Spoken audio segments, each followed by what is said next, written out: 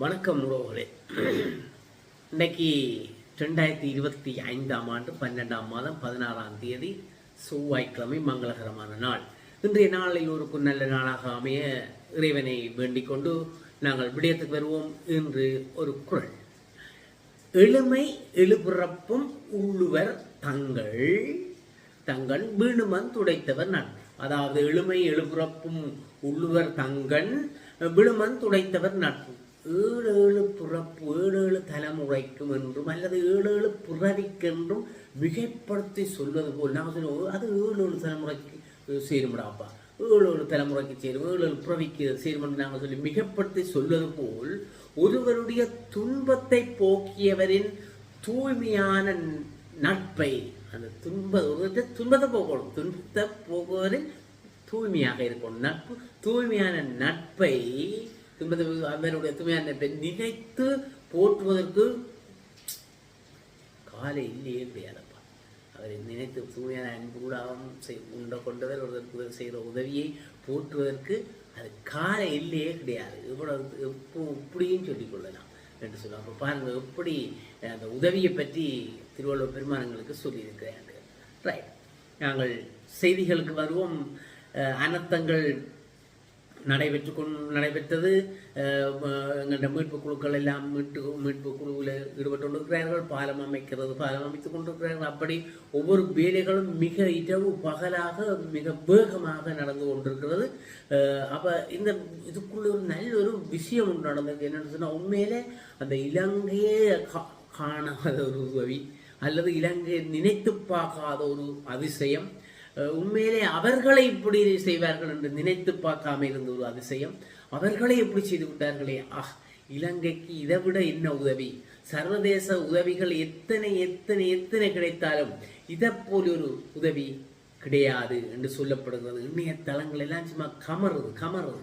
அப்ப அதை நாங்கள் எங்கள்ட செய்திகள் சொன்னோம்னா, என்ன மஸ்கெலியாவில் லோ டிவிஷன்ல இருக்கிற தொழிலாளர்கள், மலைய தொழிலாளர்கள், அவர்கள் என்ன செய்திருக்கணும்னு சொன்னா, இந்த எங்களுடைய ஜனாதிபதி நிதியம் இருக்குதானே, ஜனாதிபதி அனைத்து நிதியத்துக்கு ஒரு கணக்கு தொடர்ந்து கணக்கில் நிறைய பேர் வெளிநாட்டுக்காரர்கள், வெளிநாடுகள் நிறைய பணத்தை வைப்பிலிட்டு கொண்டு வரார்கள். கோடிக்கணக்கில் சேர்ந்து கொண்டு இருக்குது எங்களுடைய நாட்டுக்கு. அப்படியெல்லாம் சேர்ந்து கொண்டு இருக்க மஸ்கெலியாவில் பாருங்க, அந்த லோ டிவிஷன்ல இருக்கிற தொழிலாளர்கள் 1000 ரூபாய் போட்டு அந்த மனசு தான் பார்க்கணும். செய்த உதவியை பெருசா சின்ன பார்க்காதீங்க. அந்த மனசுல பாருங்க, 1000 போட்டு ஒரு 21 பேர் 21,000 சேர்த்து கொண்டே அந்த பேங்க்ல அரசாங்கத்துக்கு கொடுத்துருக்கிறோம்.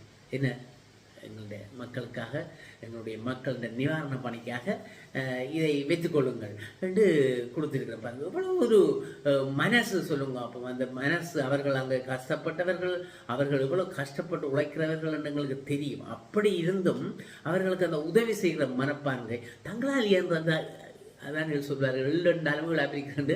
அது மாதிரி இந்த 1000 ரூபாவை போட்டு சேர்த்து கொடுக்குறார்கள். இதை விட வேறு என்ன உதவி எவ்வளவு வந்தாலும் அது மிகையாகாது. அந்த 1000க்கு தான் பெருமதி என்றது மட்டும் உண்மை. இதை கண்டு உண்மையிலே எங்களுடைய ஜனாதிபதி கூட நெகிழ்ந்திருப்பார். அதில் மாற்றம் இருக்காது. அப்படி ஒரு நிகழ்வு நடந்திருக்கு. மற்றது கண்டியில நாவலப்பட்டி கண்டி வீதி, நான் நேற்று 18 நாட்கள் முடிவந்த 19 நாட்களாக இருந்தது. நேற்று திறக்கப்பட்டிருக்கிறது. ஊவா பரணகமுவ பாதை என்றுதான் சொல்றோம். இதுல 7000 அதிக மண்முடைகளை வச்சு, 7000க்கும் அதிகமான மண்முடைகளை மக்கள், அங்க கிராம மக்கள் எல்லாம் சேர்ந்து மூடைகளுக்குள்ள மண்ணை போட்டு மண்முடையெல்லாம் வச்சு அடுக்கி அந்த பாதையை திறந்திருக்கிறார்கள். இப்போ மக்கள் போக்குவரத்துக்காக அது விடப்பட்டிருக்கிறது என்று சொல்லப்படுகிறது. பாருங்க, எல்லா மக்கள் தாங்களை உணர்ந்து இந்த இது உண்மையிலே அந்த இன மத பேதம் இல்லாத ஒரு விடயமாக மாறி இருக்கிறது. உதவி செய்கிற மனப்பாங்கு உண்டாகி இருக்கிறது.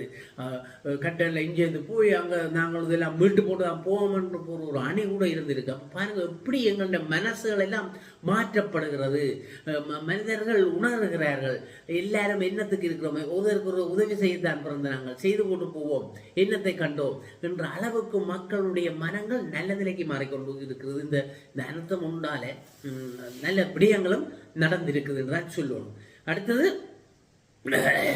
இந்த அனர்த்தத்தால் ஏற்பட்ட கைத்தொழில் பெட்டிகள், கைத்தொழில்கள், மற்றது அவர்கள் ஒவ்வொருவர் செய்கிற தொழில்கள், அது பற்றி எதுவுமே இருந்தால் முறைப்பாடு செய்யுங்கோ அப்படியெல்லாம் சொல்லி கொடுத்தோம்.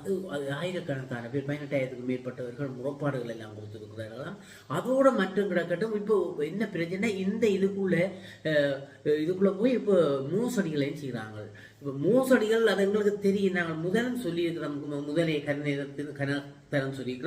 இந்த இணையதள மோசடிகள் என்றது பெரிய ஒரு பிரச்சனையான ஒரு விஷயம். அதை ஒழிக்கிறதுக்கு என்ன செய்யறேன்னு தெரியல. அதுவளை செய்து இந்த இணையதளங்களில் வருகிற குறுஞ்செய்திகளுக்கு எல்லாம் கிளிக் பண்ணி விட்டுறாதீங்க. டொட்டொன்னு அமர்த்தி விட்டு ஏதோ வில்லங்கத்துக்கு கொண்டு போகக்கூடாது. அதுவளை துடாதீங்கோ.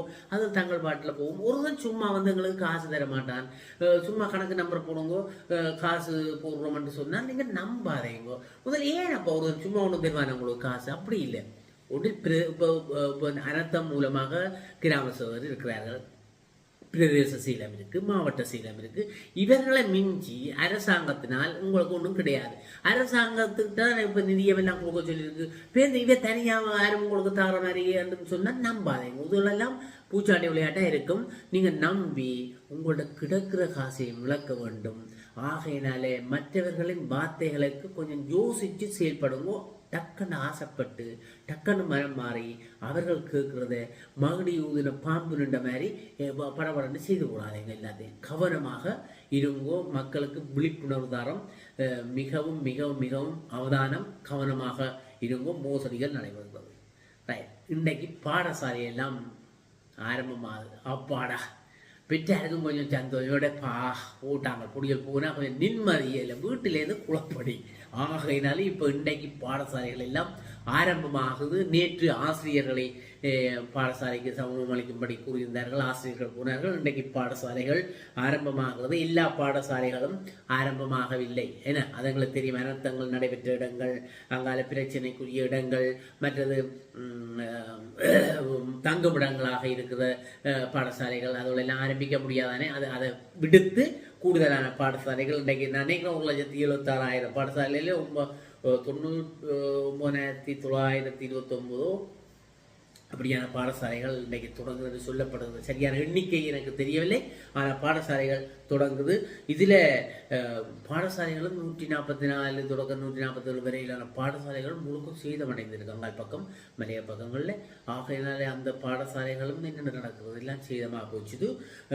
இன்றைக்கு இலங்கையில் முழுக்க கொஞ்சம் பாடசாலைகள் ஆரம்பிக்கப்பட மாட்டாது, கன பாடசாலைகள் ஆரம்பிக்கப்படும். மற்றது இந்த போதைப்பொருள் விற்பனையாளர் ஒருவர் அகப்பட்டிருக்கிறார். அவர் நினைக்கிறேன் இலங்கை புல்லா பிசினஸ் செய்கிற ஒரு முகவர் போலடாக்கு. அவர் வெளிநாட்டிலேருந்து தான் கொண்டு வந்திருக்கிறார், தாய்லாந்துலேருந்து வந்திருக்கிறார். வந்து கொஞ்சம் யோசிக்கிறேன், எங்கள்ட இப்போ போலீஸார் போதை ஒழிப்பு படையெல்லாம் சும்மா உஷார் நிலையில் நிற்குது. இவர் பேக்கம் இல்லாமல் ஒன்றும் இல்லாமல் வந்து போய்க்கு அவன் யோசிக்கிறான். ஏன் பாருங்க எப்படி யோசிக்கிறாங்க. போனோம் போட்டோம் விடாமல் அவருக்கு பின்தொடர்ந்து அவர்கிட்ட வீட்டை போய் செக் பண்ணால் அவருக்கு முன்னுக்கு சூகேஸ் போகும். முன்னாலே நான் போவேன் பின்னாலே என்ற மாதிரி இவர் பின்னாலே போக முன்னுக்கு சூகேஸ் போட்டுது. இப்போ சூகேஸ் கொண்டு கொடுத்தவர் மாட்ட போறாரு. இவரை பிடிச்சாச்சு. இவர் சரி இதுதான் நான் முதலே கொடுத்து விட்டுட்டேன் ஒப்பு கொண்டுட்டேன். இதாக பெரிய 26 கோடியே 66,80,000 ரூபா பொறுமதிக்கு மேலான போதைப் பொருள் அங்கிட்டு இருக்கு. இவ்வளோ பாருங்க, இலங்கை ஃபுல்லா பிசினஸ் செய்யலாம், இலங்கை ஃபுல்லா விநியோகம் செய்யக்கூடிய இது போயிருக்குது. ஆகையினால இதுக்கு என்ன செய்யறே தெரியல. இப்போ இது தொடர்ந்து நடந்து கொண்டுதான் இருக்கு. இப்ப பாருங்க, நேற்று ஒரு 24 மணி நேரத்துக்கு முன்பாக 1000க்கு மேற்பட்டவர்கள் குற்றச்செயல்களிலிருந்து கைது செய்யப்பட்டிருக்கிறார்கள். போதைய பிரச்சனை உதவலால குற்றச்செயல்களால 1000 பேருக்கு மேல கைது செய்யறாங்க. இவ்வளவு பாருங்க, இப்படி செய்து கொண்டு இருக்கவும் இந்த குற்றங்களும் இப்போ நடந்து கொண்டு, இந்த அனர்த்தம் ஒரு பக்கம், இங்க போதைய அனர்த்தம் ஒரு பக்கத்தாக போய் கொண்டிருக்கு. அவங்க தங்கள் பாடு எங்கடா இவங்க கண்முடி என்றுவாங்க, நான் கொண்டு போடுறாங்க. பிடிச்சு பேருங்களே என்ற மாதிரி இல்லை தடுப்பு பேர் அல்லது ஒழிச்சு பேர் போதைய நான் செய்கிறனோ பேருண்டாவது அது அப்படி நிற்கிற மாதிரி எங்க சுழிப்புக்கு நெழுப்பி இருக்கோ அதுக்குள்ள கொண்டு போகிறாங்க. ஆனால் இப்போ அது அந்த சுழிப்பு நெழுப்பெல்லாம் சரி வருதில்லை, எல்லாம் பிடிச்சி போடுறாங்க. இப்போ அரசாங்கம் விழிப்பாக இருக்குது. அந்த பட்டைகள் போதை ஒழிப்பு படையெல்லாம் கன் தான் உடனே பிடிக்கிறாங்க. நடந்து போகவே பார்க்குறாங்க. நடக்கே அவற்றை நடையில ஏதோ பிரச்சனை நடக்கும். ஓஹோ ஒவ்வொரு ஏதோ பிரச்சனையெல்லாம் பேரண்டு பிடிக்கும். அந்த அளவுக்கு வலுவடைஞ்சிருக்குது. ஆகையினால தப்ப முடியாது. போதை ஒழிப்பு அது அரசாங்கமோ அல்லது ஜனாதிபதியோ சொல்லிட்டு அதுலேருந்து பின்வாங்க போகுது என்று கவனம். கோமாவில் இருந்த ஆக்கள் மாதிரி இருந்து ஒன்றும் நடக்கிற ஒன்றும் தெரியாமல் சும்மா தூக்கி கொண்டு போகவே இல்லை. தூக்கிகளை கொண்டு போய் சும்மா அகப்படுறது.